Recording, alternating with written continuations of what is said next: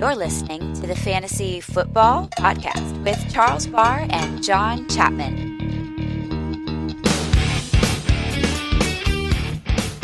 Here we go with episode 22. It is good to be alive. It is good to be host Chuck B. My Eagles are first, man. They are dominating. Man, I'll say this. Congratulations. You deserve it. You guys can't see me who are listening, but I'm wearing a brand new Carson Wentz shirt, and I'm feeling You texted me good. that, and I was just like, I almost took a picture of the trash can and sent it back to you, and I was like, is this what we're doing? Can I say that a little special moment, I had, because me and John went to the draft, and we got this, package, like a reward package kind of, because we got inside to the draft on day 2. Oh, it was wonderful. And in our package, the rewards was NFL cards, which is such a throwback to being a kid. And in my pack was Carson Wentz. And I still got the card, and my dude is panned out, and it's good. It's good to be a fan. I like that you're talking about our packages on here. That's wonderful. And, man, I kind of miss, my 9-year-old. I buy him football cards all the time, and he doesn't really know who they are, but we talk through it, and I try to teach him. But, man, there's just something about seeing that football card. I get crazy excited. You should try Pogs. But anyways, all right. So John's got just something on his mind. Okay. He wants to talk so about I got a series of questions, and these all have to deal. So let me ask this. This is my first question. Okay. Before Week 11 started, can you guess what playoff seed the Buffalo Bills were? So 6 teams make the playoffs. Just take a guess. Yeah, I'd say 4 through 6. 4 through 6 is correct. They were the 5th seed going into the week. So they were a playoff caliber team, which is just wonderful. Now, how many wins did the Bills have to get this, if you take a guess?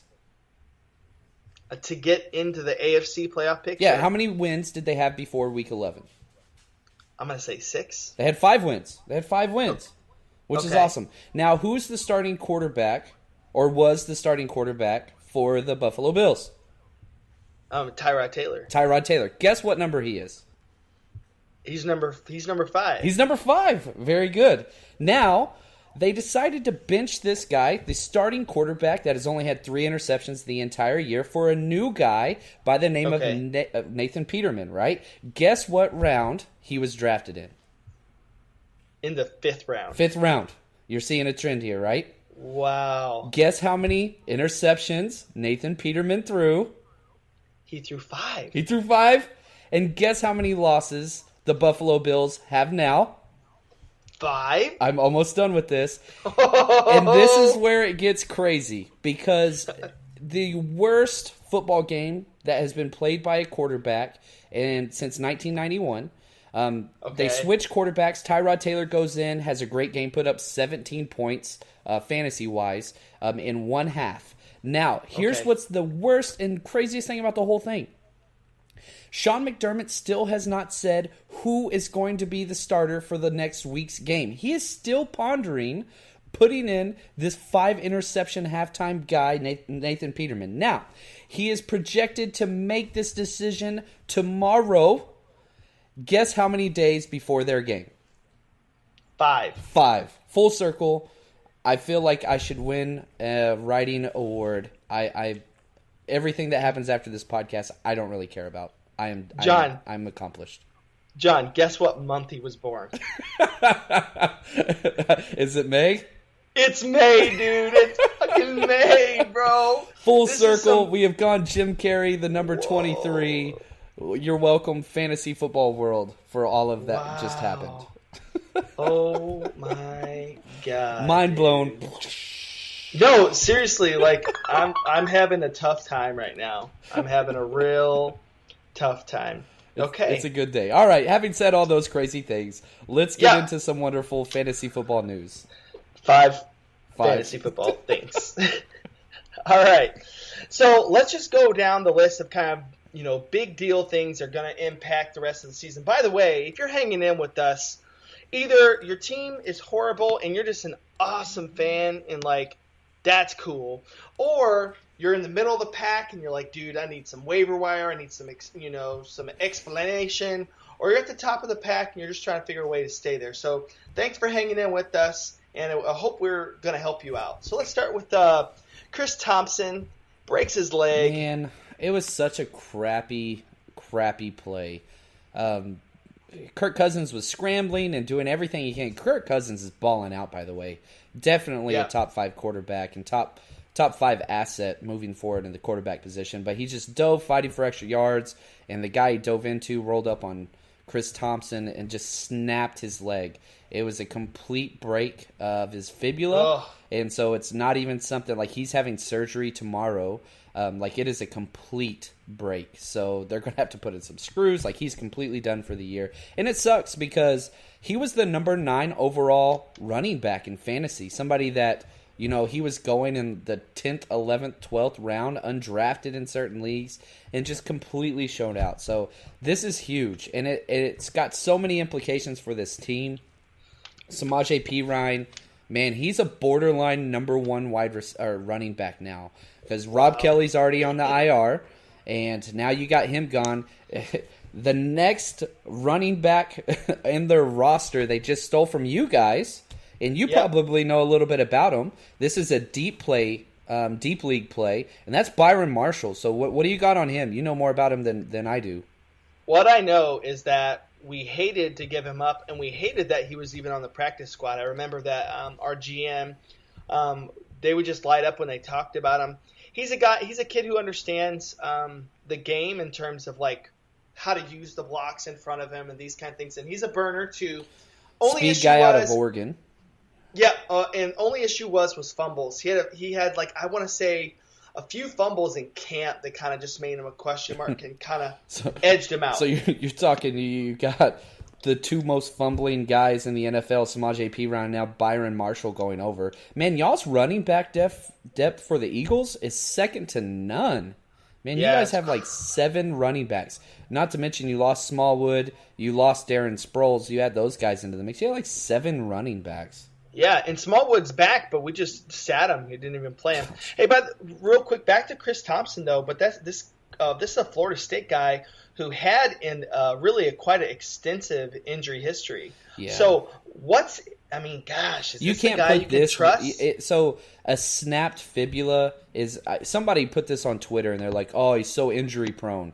If you snap your leg in half, that's not injury prone. Injury prone is, soft tissue, my ankle's always acting up. Jordan Reed, my knee's always acting up. This is nothing. He might be injury prone, but this injury has nothing to do with that.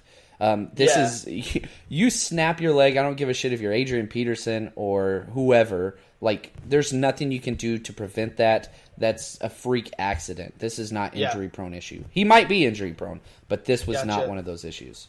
Here's another big one. Robert Woods. This has a big implication. Gosh, how crazy is it to say Robert Woods is a big issue? But the dude has just been killing it lately. Robert Woods, he's the number 13 wide receiver right now, and an absolute must start in all situations if he is playing. Now, if he is out, you shoot through the roof Cooper Kupp. Not Sammy Watkins. We know they don't want to throw to him. But Cooper Kupp is now a must-add and a must-play in all formats if he's going to be out. They said he's going to miss a couple weeks. His shoulder, he was in a sling at the end of the game. Kind of like the whole team. Man, the Rams, they got taken to the woodshed. Yeah. The Vikings are for real. They are, and I called it, though, because I know that Mike Zimmer's been waiting again to get to this overhyped offense. I think they're a great offense, but that defense is sickening, man. The fighting Case Keenums. That's right. So next up is Kelvin Benjamin. I mean, God, what just a weird year for this guy. Up and down, up and down, up and down. He gets carted off the field, and it looks like it's done. And man, if you started him, I love that. I would have started him if I had him. I don't have him in any leagues. But I was like, man, I was trying to acquire him, and he gets hurt like in the second series and gets carted off, looks terrible, but he avoids the ACL tear. Now, he's probably going to be out a week or two. They haven't come out with the timetable yet, but he's still going to be able to play this year. So hang on to him. He is not a droppable guy. He's probably going to add about 15 pounds, though. Dang. So, yeah, that's a thing. Lose some weight. It puts some relieve the tension on the knees. That's all I'm saying. Seriously. So I tweeted out about this week that I would take Blake Bortles over Gosh, your Blake Jameis Bortles Winston. love is... Okay, man, you tell me right now that you're going to take Jameis Winston as your franchise quarterback over Blake Bortles. No thanks, man. No, I'm not. I don't want to take an Uber with Jameis Winston, let alone him as my quarterback. Did you see what I did there? Did I did there? I feel pretty really good about good. that.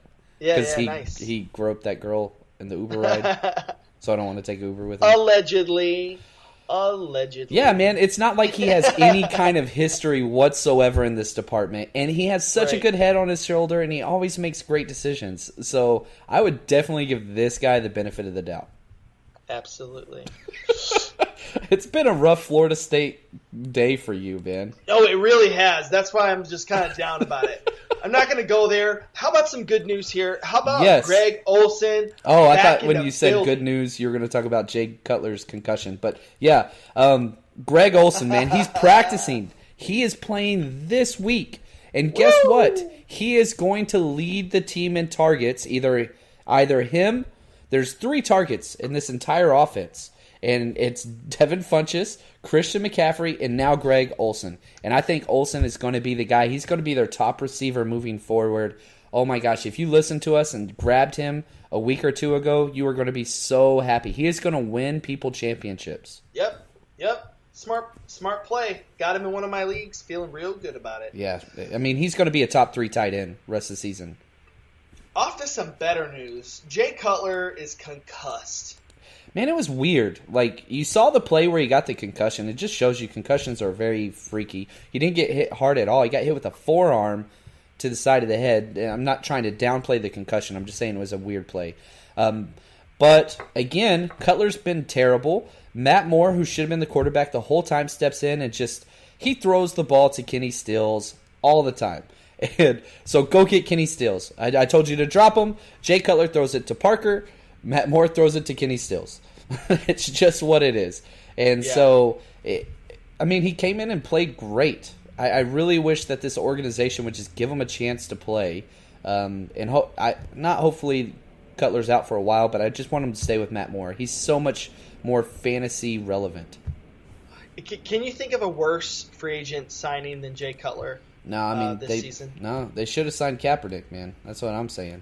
Absolutely. And on come the Twitter comments. Yeah, I'm so glad I made that. And my followers will go down, but my comments will go up. Awesome. Deal with it, folks. Yeah, I don't care about my followers.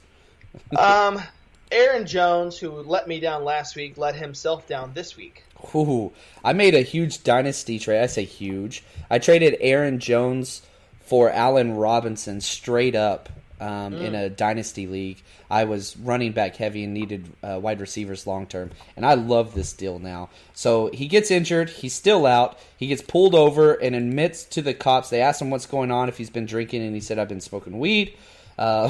So he's going to be suspended on top of his injury. So basically any value that this kid had for this year is out the window, which was very small to say the least. And so what you got to do is, huge stock up to Jamal Williams. If you picked him up, we talked about him last week. He played pretty well. Decent, anyway, flex play. And he's going to be relevant the rest of the year now. He played okay to me. Let me just say that because he had that first big gash for 30, 40 yards, but he only ended up with 57 yards. He ran into the back of his offensive lineman quite a bit, but that Baltimore defense is serious. The Baltimore defense is top 3 in the NFL. And also having said that, you got to understand, Green Bay sucks. Their offense with this quarterback is atrocious. But whenever you look at this, Jamal Williams got 18 carries and 6 targets in the passing game. That is, you can't ask, that's 24 touches. You are, I am super happy about this, and you got to stay with that. So, now I will say this, the only fantasy relevant guy outside of Jamal is Devontae Adams. Holy cow. 10 targets, 8 catches, 126 yards. He has led the team in targets, receptions, and yardage every single game that Brett Hundley has been quarterback. So, Jordy Nelson is almost droppable. Like you can't start him. No, you can't. What's he doing? Here's a question: how much longer for Ty Montgomery? Man, he should be back next week. Should be back. But even if he is back, Ty Montgomery only had fantasy value catching the ball. And I don't think that he is going to be the primary ball carrier. I think they're going to run the ball with Jamal Williams, and Ty Montgomery will come in on third downs. So you're looking at Jamal Williams still getting more carries than Ty even when he comes back. So not that I'm excited to start Jamal Williams, but in a flex play, I'm okay. I'm okay with that. What about a trade, a deep play trade for Ty Montgomery? Because Aaron Rodgers could make an appearance at the end. You don't think so? No, dude, they're 5-5, and they just got shut out by a division rival. There's so many games back. Maybe if they're in playoff contention, maybe, but they're not going to be. They are not winning games. If the Lions beat the Vikings this week, they have a shot, especially if they can pull a game out here. You're right, but that's a good football team. I have a hard time seeing them saying, all right, cool, yeah, let's move forward with this. I mean, they got Carolina. Oh, jeez, man. I don't know. At Detroit, they got at Detroit. Ooh. Yeah, it's not looking good. Not looking good at all. All right, so next up, almost helping my bet, but not really. Offensive coordinator Mike McCoy fired. Last week we made a bet, and I'm feeling not great about it so far. The 4 coaches would be fired by week 17, and not happening so far. It's coming, man. It's coming. Don't worry. But here's the thing. Mike McCoy was our offensive coordinator. He was the Chargers. He's not bad. He's been fired twice in 1 year. That offense is terrible. It's been terrible with 3 separate quarterbacks. They cannot run the ball. That's kind of the big issue there, is they're not running the ball well. They're not getting the ball to Demaryius. And what I just heard, breaking news, they tried to trade Demaryius Thomas before the deadline, but they couldn't get any takers. He's got a pretty big contract. But, oh my gosh, like, what the hell? He's only 28 years old, 28, 29 years old. Like, why would you try to get rid of this guy? I don't understand it. That's 3 years of prime still. Yeah. Moving on. All right, you guys ready to win your league? Here we go. If these folks that we're about to mention are on the waiver wire, and you don't have an idiot league with an acquisition limit, anyways. Yeah. Jeez, there's a story behind that. Don't be in an acquisition league where they cap how many people you can add. You're just punishing the active owners and making it easier for the lazy, do-nothing people that don't do anything. You don't want to be in that league. I reached 25 acquisitions like 3 weeks ago, okay? Jesus. Anyways, okay, sorry. On to waivers, man. I'm just going to start with this guy since I brought him up a little bit earlier. Case Keenum, he came to play for real. This offense is legitimate, so you have to understand, like, yeah, you've got to value what he's done. He's put up 3 weeks in a row with over 20 points. That's what you want in a quarterback position. So you have to value this guy moving forward, especially with that offense. You got such a great offense and such a great defense where he's going to constantly get the opportunity. And with the receivers he has, he doesn't have to make difficult throws because he threw a 5-yard hitch route to Thielen and he took it 70 yards to the house. Like, yeah, he's got a beast receiving core. Now he does have some tough matchups moving forward. Carolina and, Chicago, that's week 17. But he's got a tough matchup coming up, not this week, so he's going to be all right this week. And here's the thing. You are now moving into the time of the year where there are no more buys. Thank God. Yeah. So you are matchup, and you want to play people that won't cost you the game. So you want to be smart. And a guy that's gotten 20 points in a row every single week, let's say you had Alex Smith, and he's been great all year. Well, guess what? Yeah. He was freaking terrible. He played the worst defense in the entire NFL at giving up fantasy points, the New York Giants, and he laid an egg. Next week he's got Buffalo. Next week then after that, New York Jets. That's 2 tough defenses. Well, Buffalo maybe not so much anymore. But, man, if you're feeling shaky, wait. Look for validation. The thing is, you want to be on the positive side of a trend.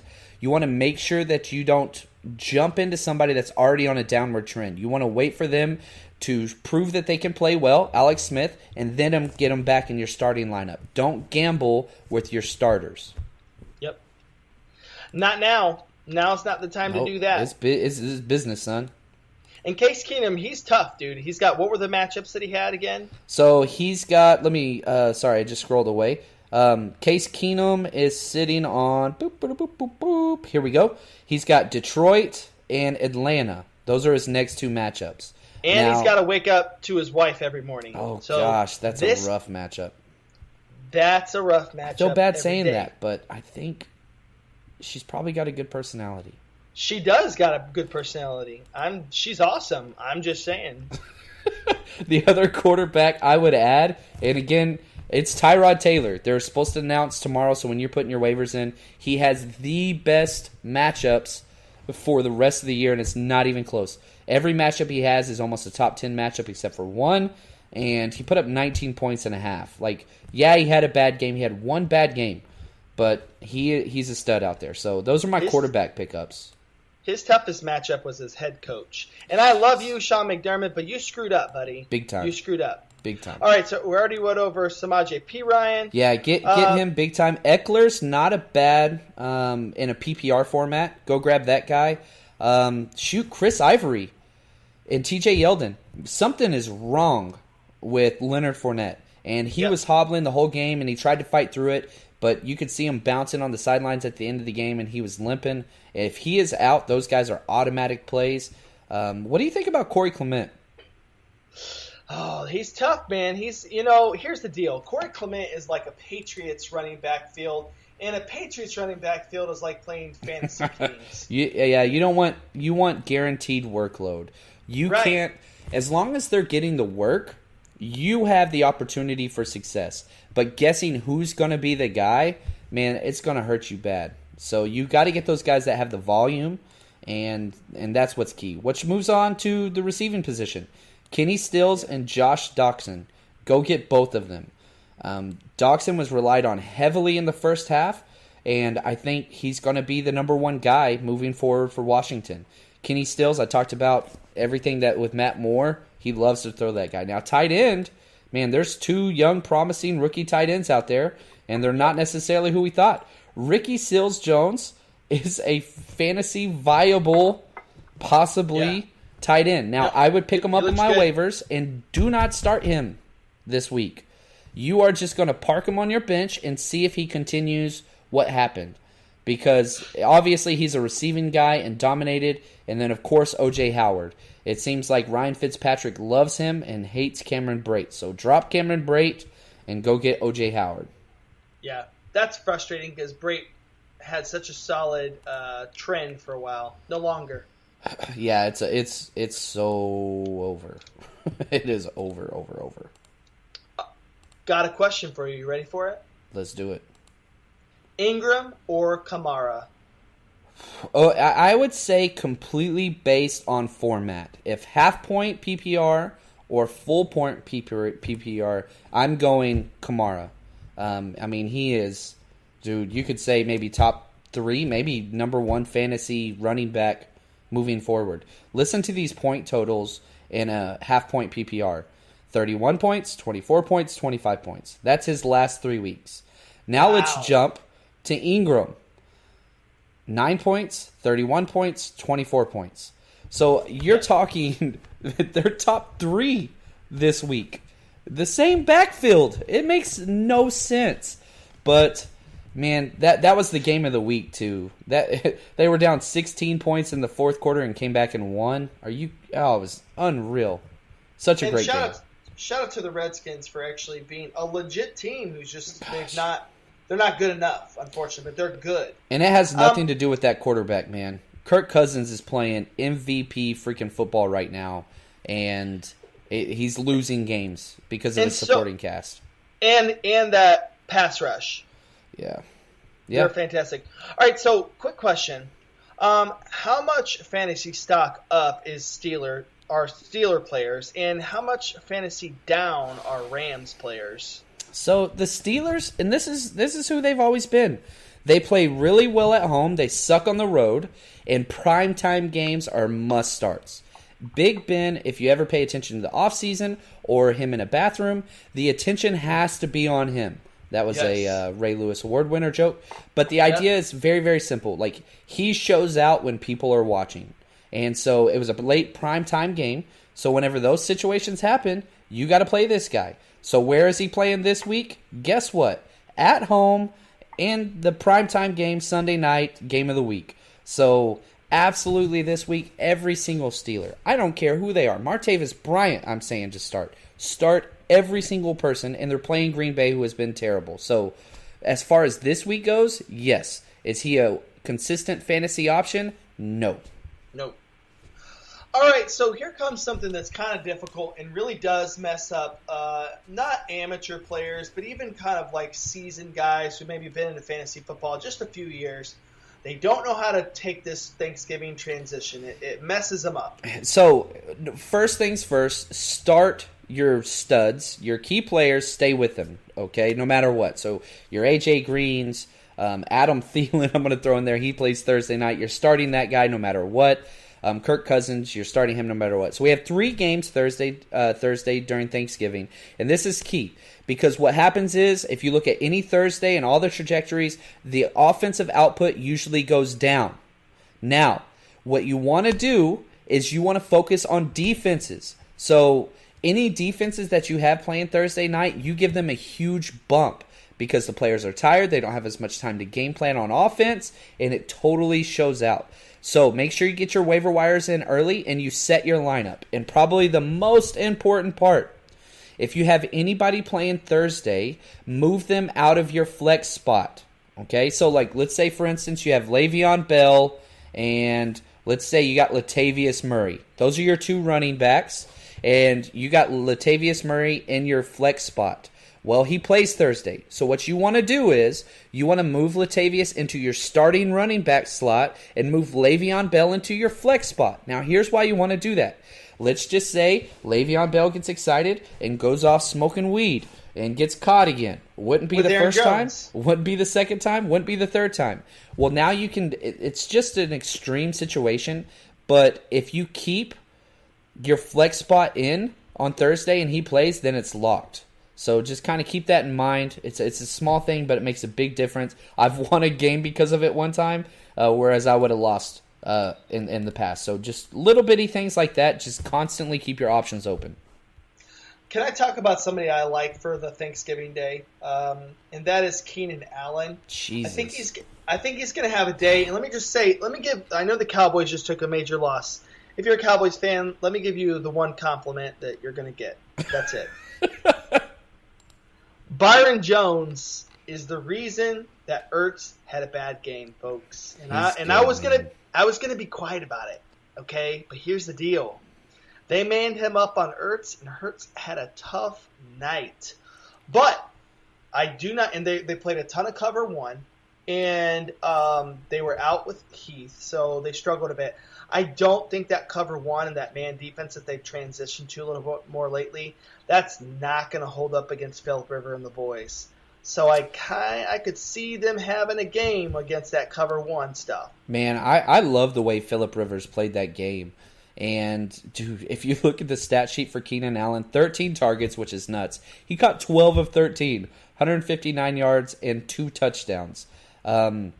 Keenan Allen, if this trajectory continues, oh my gosh. I don't think it will, but, I mean, definitely wide receiver 1 potential week in and week out, just because of the heavy volume. Standardly, not so much. Both of his touchdowns came off of dropped freaking Hunter Henry non-catches. Like, perfect passes and great coverage. Hunter Henry's not running away from anybody, but he's that big body. And he just didn't come through with the touchdown on either one. And so people were talking trash on Hunter Henry, and it's just like, man, like he comes up with one or both those catches, he's the play of the week. So Don't give up on Hunter Henry. He's still getting all the workload. Just, man, wish he would have came up with one of those. Right. All right, on to our last segment, game of the week. In the game I like the effects. Yeah, I worked on it. The game we chose is the Saints versus the Rams. Jeez, man. Who would have guessed that these two teams would be where they are right now? Not us. Gosh, man. So both of them are in first place in their respective divisions. The Rams are 7-3, and New Orleans is 8-2. Jesus, man. New Orleans lost their first 2 games and then won 8 straight. And they won 2 crazy games where they came back from huge deficits. This is going to be an absolute blast. The Saints defense is legit. Now, they have the number 1 corner in the league, Marshawn Lattimore, the rookie draft pick. God, he's amazing. I love that kid. But he got hurt. He hurt his ankle, and he missed the rest of the game. And we're not sure if he's going to be able to play yet or not. I think he will. But if he is out, that is absolutely huge because he's the cornerstone of that defense, even as a rookie. Like, he's playing Defensive Player of the Year caliber football. So, man, I hope this game is much more exciting than the Vikings and Rams were. And so Yeah. I think it's going to be good. I really, really do. I'm talking over 60 points on the over and, man, just fantasy value everywhere. And the thing is, it's more information about what's going to happen in the playoffs. And the Rams have it tough. So they got the Saints.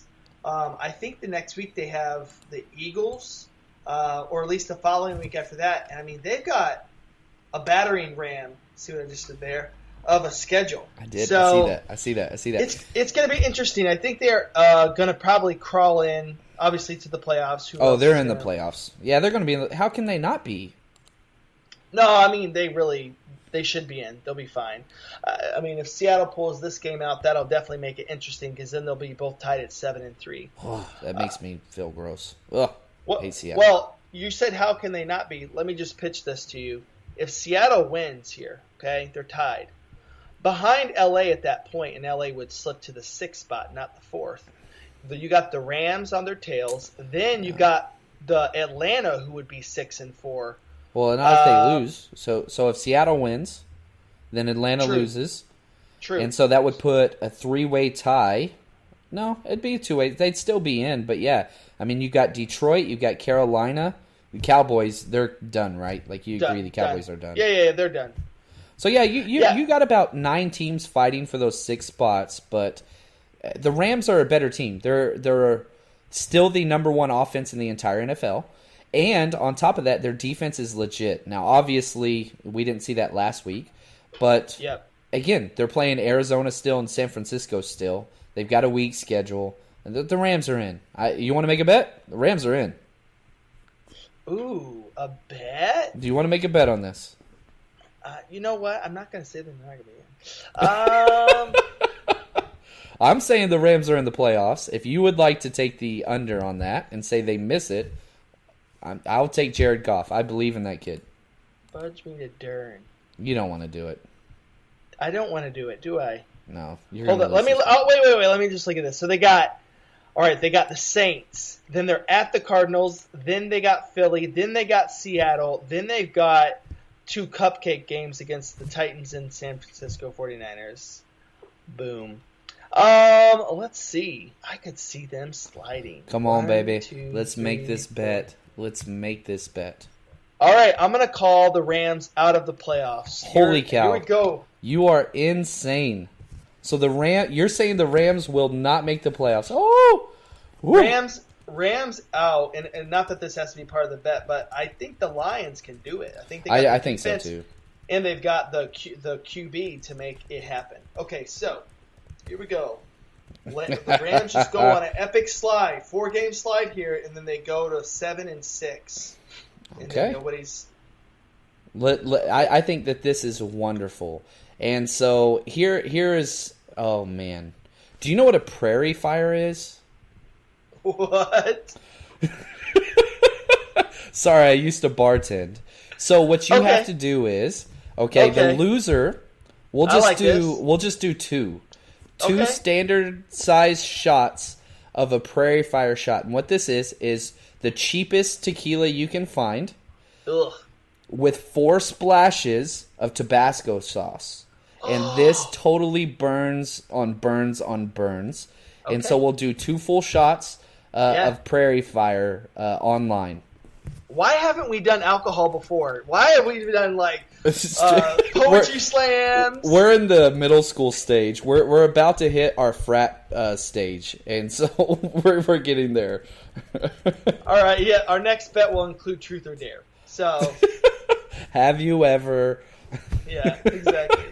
All right, man. I'm liking this bet. I have a feeling just in my gut that the old Rams might appear. So you want to up that to 3 shots then? No, just 2's good. 2's good. Awesome, I get mean with tequila. So hey, man, you live in another state, so I'm okay. Bethany, hopefully she'll be okay as well. She'll be good. I'm not Jameis Winston or anything. Oh, jeez. All right. Well, man, fly, Eagles, fly. And this has been Fantasy Football with a question mark. And number 22. At host Chuck B. And then J_L Chapman. That's not what it is, but that's okay. I don't even want to correct you. I'm fine. No, don't follow me. Do it. This is follow Charles Barr, and JL I am stopping Chapman. the podcast so nobody can hear that. And peace out. Dang it.